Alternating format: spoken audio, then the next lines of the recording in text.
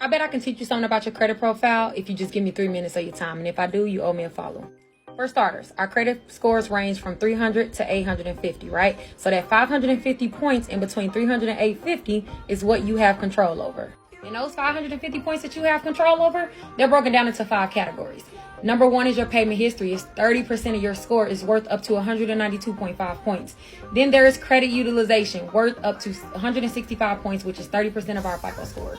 Credit age worth 15%, which is 82.5, and then increase in credit mix are both worth 55 points each, which because they're both worth 10% each of our scores, right? So what does this tell us? It tells you that as long as you control the top 2 portions of that, your credit profile, that you're liable to have at least a 650, just mathematically, right? So payment history, make sure that you don't have any late payments within the last 24 months. That's what's going to have the heaviest impact on your score. When it comes to credit utilization, make sure you report a utilization under 10%. I cannot stress this. If I look at 100 credit reports, and I guarantee you 95 of them are going to have low scores just based on the fact that they are reporting a high utilization.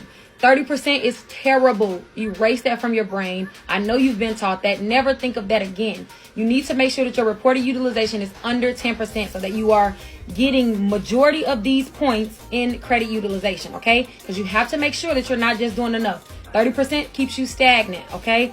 Under 10%. Credit age. That comes with time. That's something that you can't manipulate because I do not recommend that you buy a trade line. So ignore that for now. Increase in credit mix. So as long as you're doing the top 2 portions, which is having a credit card and having an installment, you're gonna have a majority of the points in credit mix, right? Increase. You're gonna get increase because guess what? You need to be building score. You need to be building your profile. Don't trip on increase because they don't mean as much as you think that they do. They're just 10% of your score. You can have 100 increase and still have a 795 credit score. Okay. Let's talk about a profile that is conducive to helping you rebuild and getting all of those points. Having at least 2 credit cards, having at least 1 short-term installment, 1 long-term installment, and a reported utilization under 10%. I cannot stress that enough. Short-term and long-term installments are, short-term is any installment under 36 months. So any loan, whether that's a self-lend or a kickoff, a personal loan, all of those are considered short-term installments.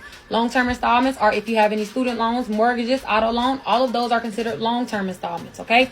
Don't end any installments early. I cannot stress that enough. You do not do good for your credit profile when you end an installment early because installments are designed to increase your score over a set amount of time. The majority of the benefits from that loan is going to come at the end of it. Not that you ending it early. It's going to come at when you meet your loan term quota.